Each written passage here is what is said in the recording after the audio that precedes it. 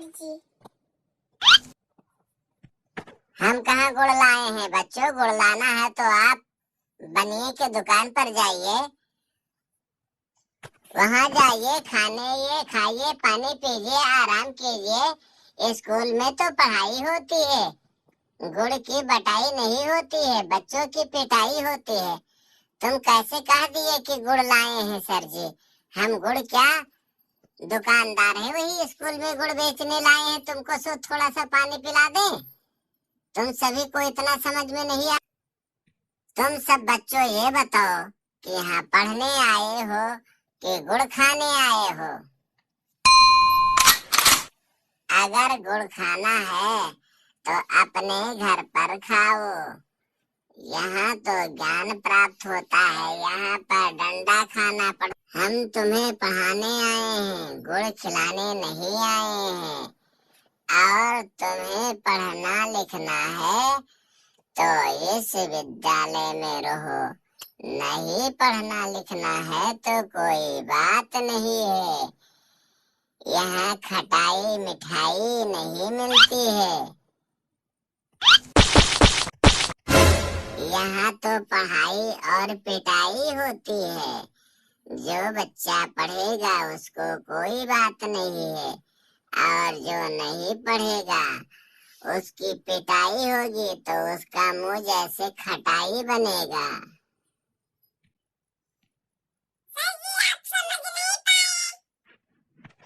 हम यहाँ कुछ नहीं खाए, तुम कैसे झूठे चिल्लाए। अभी तो हम केवल पहुँचे और आए हैं, तुम बता रहे हो क्या खाए। हम तो कुछ भी नहीं खाए हैं। सभी बच्चे मेरे ऊपर दोष और ब्लेम लगा रहे हैं। अरे हम तो अभी पहुँचे हैं, कुछ भी नहीं खाए हैं। तुम्हें लगा है कि हम गुड़ ही खाए हैं।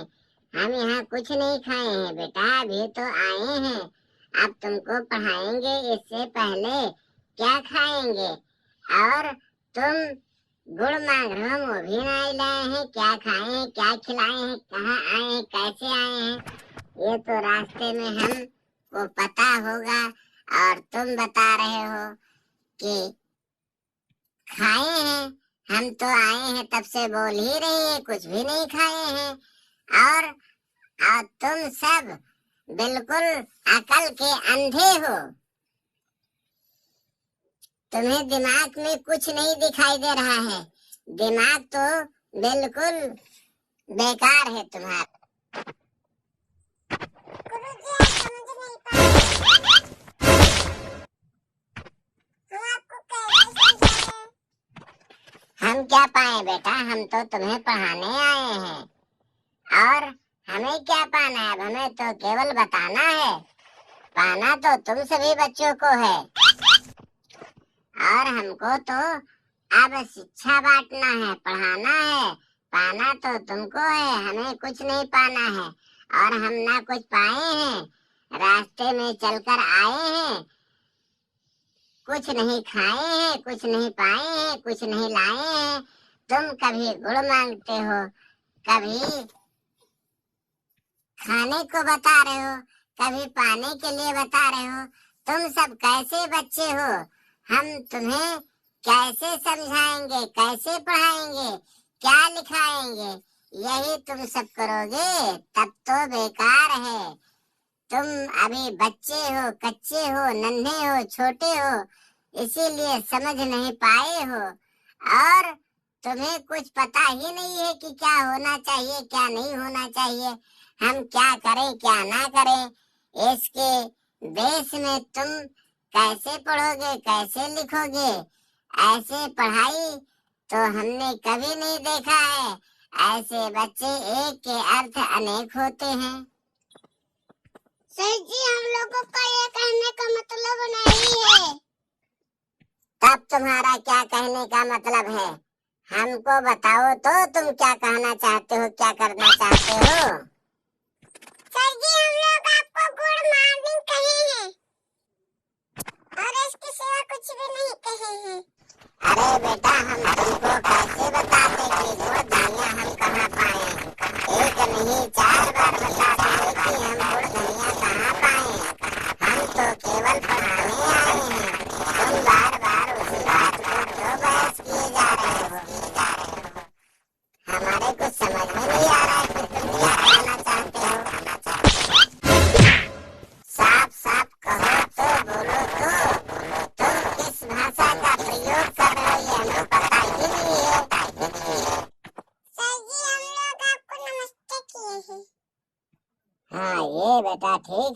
को कहो तो हम बता दें, लेकिन आते आते तुरंत क्यों पूछ लिए?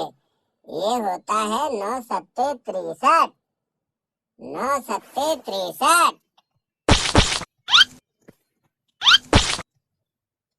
सर जी हम लोगों का यह अर्थ कहने का नहीं है। सुबह जब हम सुबह अपने स्कूल में पहुंचते हैं तो हम अपने सर जी को दंडवत नमन करते हैं। और जब सभी बच्चे क्लास में अपने गुरुजी के साथ उपस्थित होते हैं तो किसी स्कूल के क्लासरूम गुड मॉर्निंग किया जाता है और किसी स्कूल में अपने गुरुजी को नमस्ते किया जाता है। किसी दिन हमें सब नमस्ते करते हैं अपने क्लास में। अपने स्कूल के क्लास में गुरुजी के चढ़ने में हम सभी छात्रों का दंडवत स्वीकार।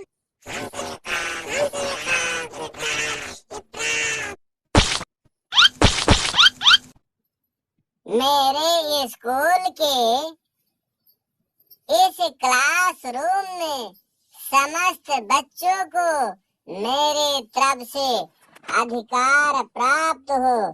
सभी बच्चे खुश रहें, शांत रहें, मस्त रहें, खेलते रहें और अपने सत कर्तव्य मार्ग पर डटे रहें, पढ़ाई करते रहें, सभी बच्चे आगे बढ़ते रहें।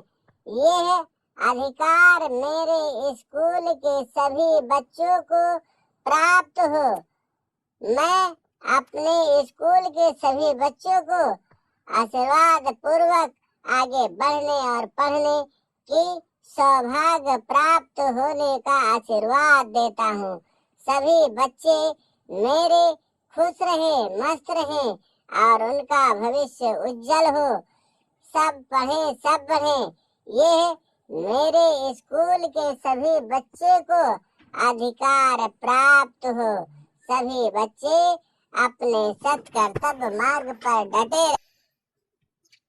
देखिए बच्चों, इस स्कूल के क्लासरूम के सभी बच्चों से हम ये कहना चाहते हैं, जब कोई तुम्हारे विद्यालय में अर्थात तुम्हारे विद्यालय के परिसर में कोई शिक्षक उपस्थित हो, कोई अध्यापक उपस्थित हो, तो उससे दंडवत नमन किया करो।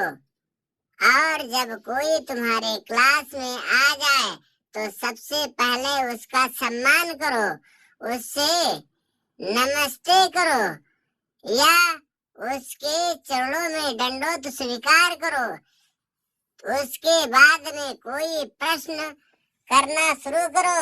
उसको पहले अपने अध्यापक को अपने क्लास में बैठने दो, उसके बाद में उससे प्रश्न करना शुरू करो। तुरंत एक तो वैसे दौड़ कर यहाँ से क्या आता है, भाग कर तुम्हारे स्कूल में कोई शिक्षक या अध्यापक पहुंच जाए तो वो दौड़ा दौड़ा वैसे आया है, तुम्हारे क्लास में प्रवेश कर गया। तुमने सबसे पहले उसके ऊपर बोझा लाद दिया। तुम उससे पहले उसको नमन स्मरण उसके चरण में करो। उसके बाद में कुछ थोड़ा सा समय दो, अपने सर को अपने माध्यम से एक गिलास पानी ला को दो। पहले अपने गुरु को पानी पिलाओ, फिर उसके बाद में खड़े हो करके विनम्र निवेदन के साथ उससे कहो कि सर जी, मैं आपके से कुछ कहना चाहता हूँ। आप हमारे ऊपर कृपा करें। कुछ हमको सर आपकी आज्ञा के अनुसार हम आपसे कुछ शिक्षा ग्रहण करना चाहते हैं। और तुम सब तो सबसे पहले क्वेश्चन ही थोपना शुरू कर देते हो। ना नमस्ते, ना दंडवत, ना स्वीकार, ना अधिकार। बस कोई पहुंचा, उसके ऊपर प्रश्न ठोकना शुरू कर दिए। लग रहा है तुम्हारे ऊपर बोझा है, बहुत गरु आ जा रहे हो। इतना सा गरु है कि तुम्हारा सर फटा जा रहा है। बस तुम्हारे सर पहुंचे, उनके सर पर फटाफट फटाफट पटकना शुरू कर दिए। खटाखट खटाखट ढूंढना शुरू कर दे।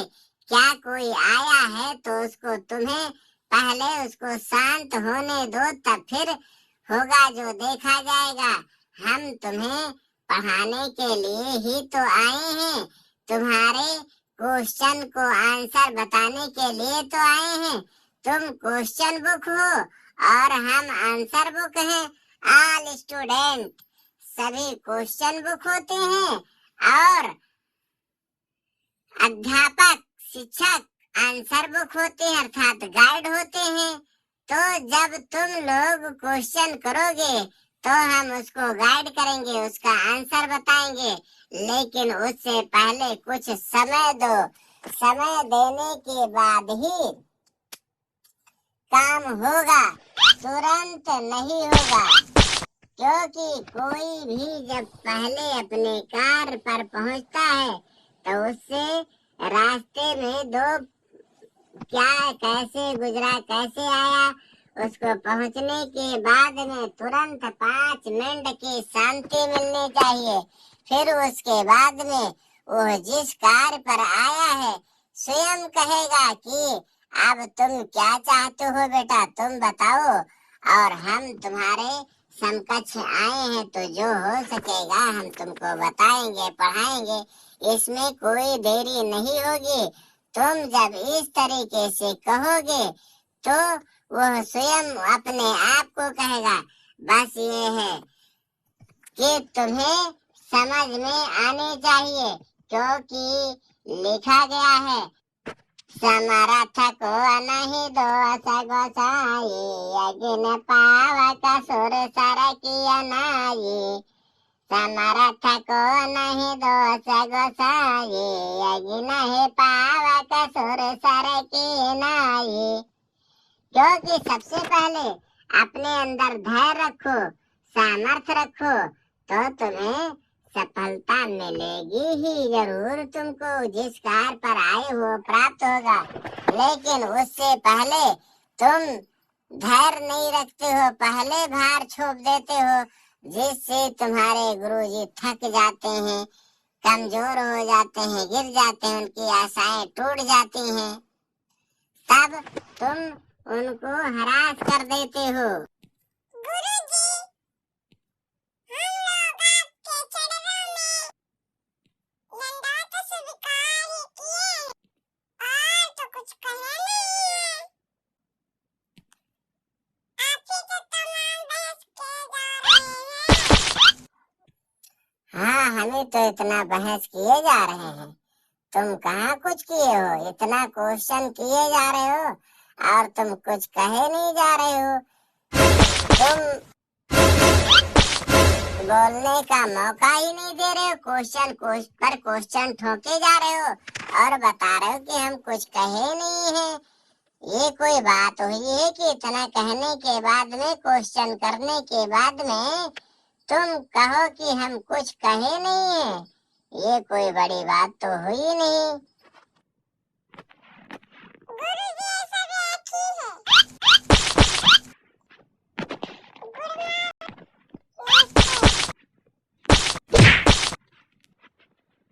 और गुरुजी के चरणों में दंडवत स्वीकार। इन सब का अर्थ ये एक ही होता है। हम आपके चरणों में सह प्रणाम, सह नमस्ते